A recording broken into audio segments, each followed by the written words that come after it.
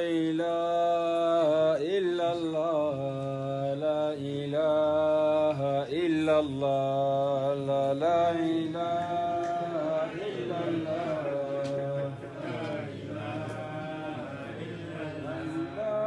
لا إله إلا الله لا إله إلا الله لا إله إلا الله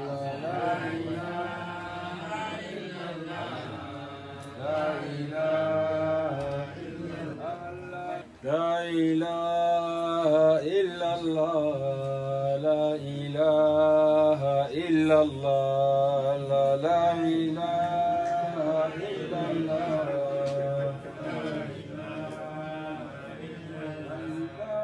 لا إله إلا الله لا إله إلا الله لا إله إلا الله لا إله إلا الله كتاب الله رجال الله بوصف الله برهمك أولاد zama da bayan Allah ga wanda bai da amana bai yi wa.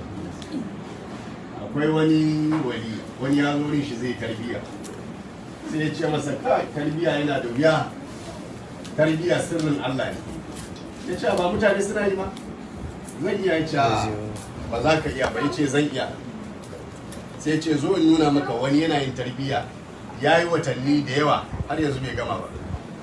Sai ya shiga da shi za ya kai shi wani daki, sai ga wani yaro yana ta zikiri, la ilaha illallah al-awwalu al-akhiru az-zahiru al-batinu, la ilaha illallah al-awwalu al-akhiru az-zahiru al-batin, yana ta yi.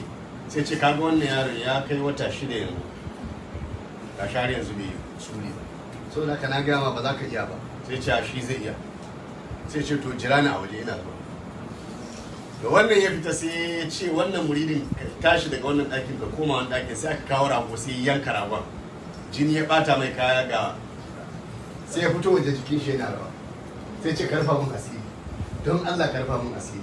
Yaron nan da na gaya ma yana tarbiya, na je imtihani na yanka shi, kuma ba wanda ya sani sai wani sai kai sai Allah. Sai ce to ba komai malam, ba komai insha Allah zan raba maka asiri, ba komai ba komai.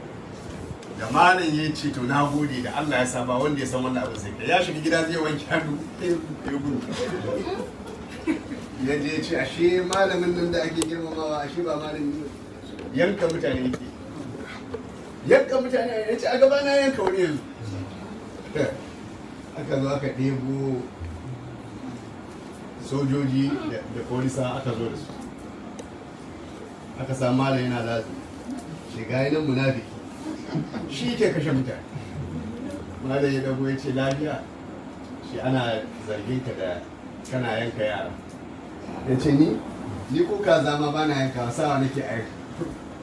Sai shi wannan almajiri ya ce malam za ka yi ƙarya a gaba na ka danne yaro, ina cewa ka bari ka ce ba ka bari.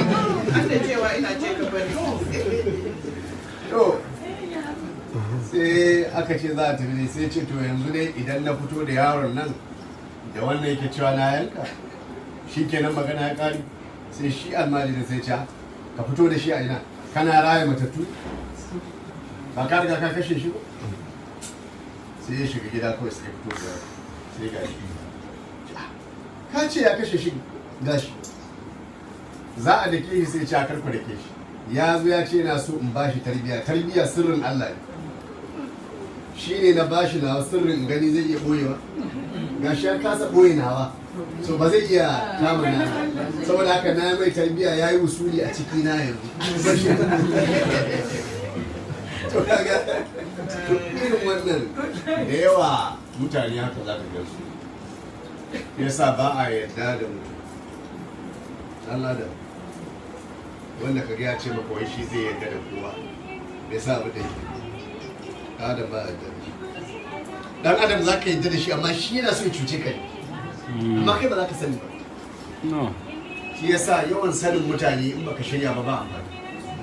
In za ka san mutane kar ka san su sai ka shirya, na kar ka san mutane haka kawai.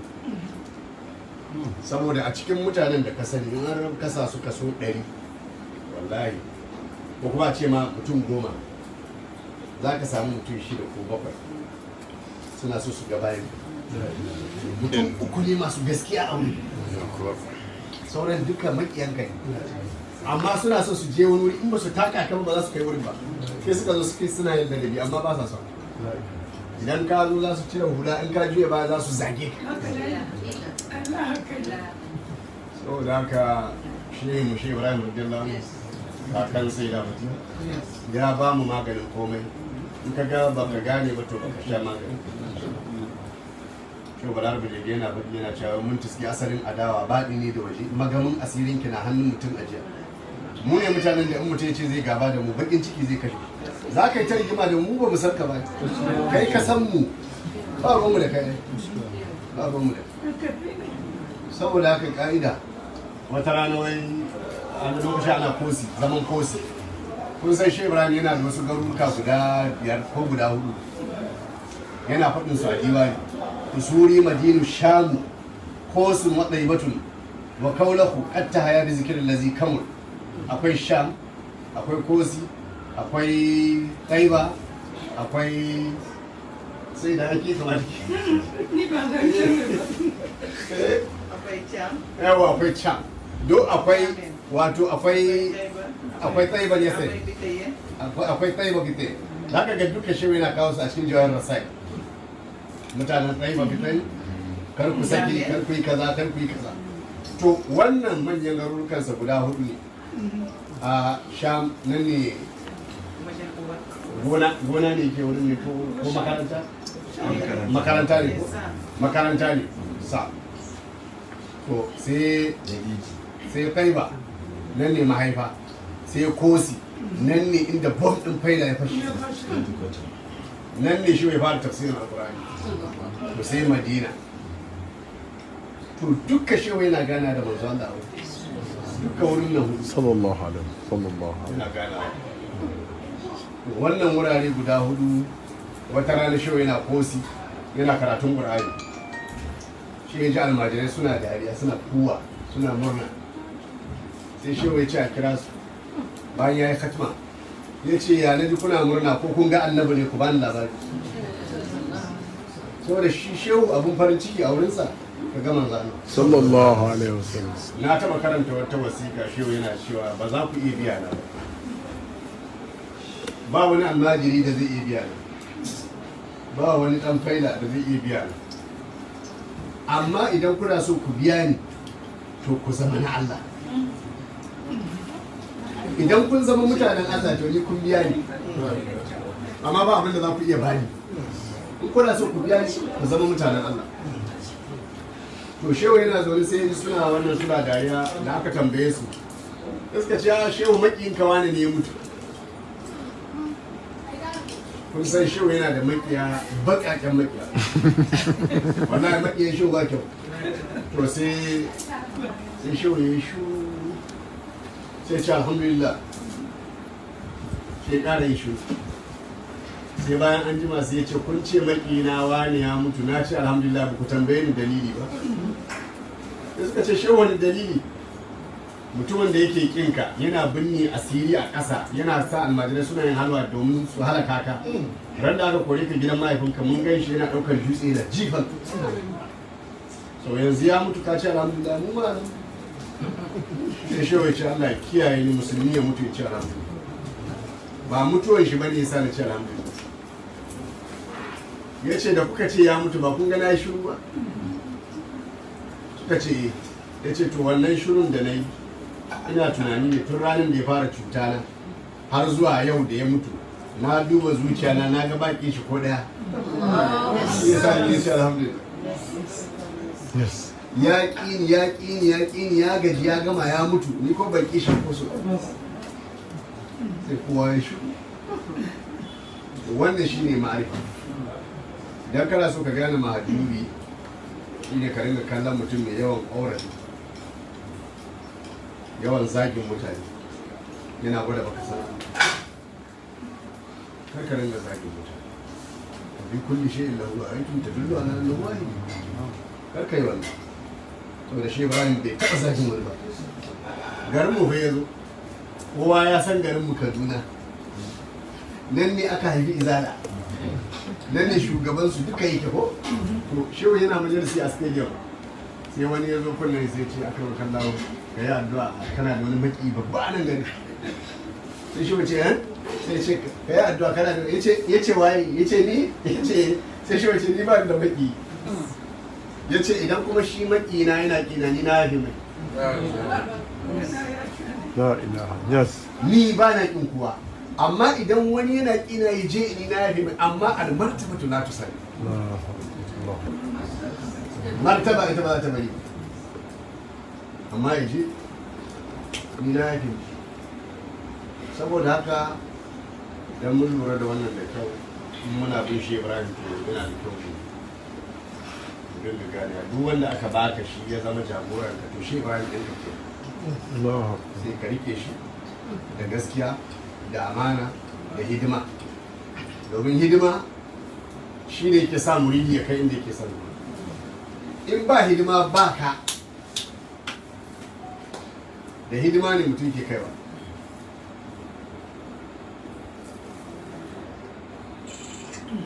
Duk wani bawan Allah da za ku ji ana yaban shi kamar Alhaji Abdulmalik Kukeni, kamar Tilmidi wanda ya rasu a Mauritania nan wanda aka mai kabari a Madina, ko kamar Muhammad Mishiri Al-Murtani, kamar su Shehu Malam Tijjani Zangon Bari Bari.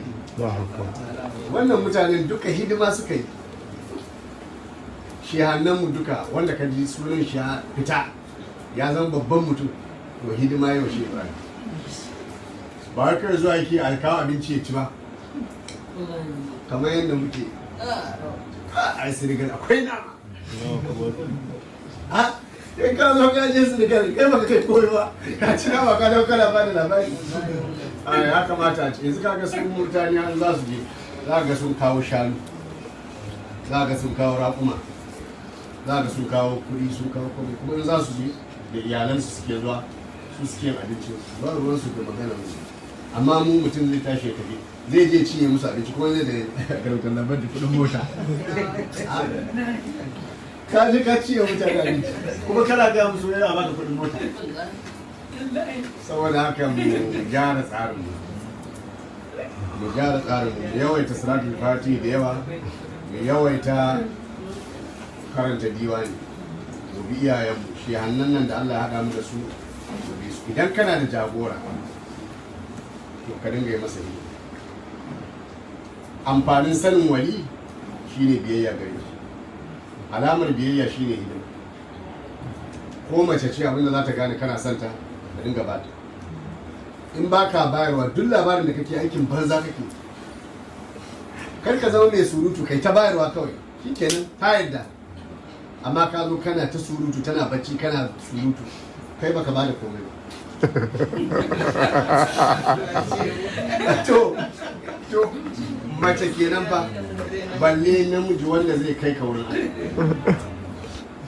Saboda haka mu dage da hidima, farko soyayya, sannan kuma ziyara, sannan hidima. Wannan guda ukun nan su ne. Soyayya shi ne farko, sannan ziyara, sannan hidima. Wannan shi ne abin da ya kamata mu yi, kuma shi ne kulasar duk maganar garin nan da muka. Soyayya, mu yi soyayya da gaskiya, mu dinga ziyara da gaskiya, kuma in mun je ziyara mu dinga yi hidima. Ba ka je ka zauna ka cinye mutane abinci kuma ka tafi tafiya ka ce a ba kuɗin mota. Wani irin muridi ke to irin wannan ne sai ka ga mutum ya zama banza, sai dai dinga ba da labari wallahi na mun zauna da sai da fatiha kullum ni ne nake mata hidima, ni ne nake inda ka zauna da sai da fatiha da gaske ba sai ka faɗa ba za a ga albarka to amma ka yi rashin gaskiya. In ka ga mutum ya zauna da wani wai sai ya yi bayani za a gane gaskiya wurin La ilaha illallah. albarkan wannan wani duk inda kake yabi La ilaha illallah. albarkan shi ya bi ka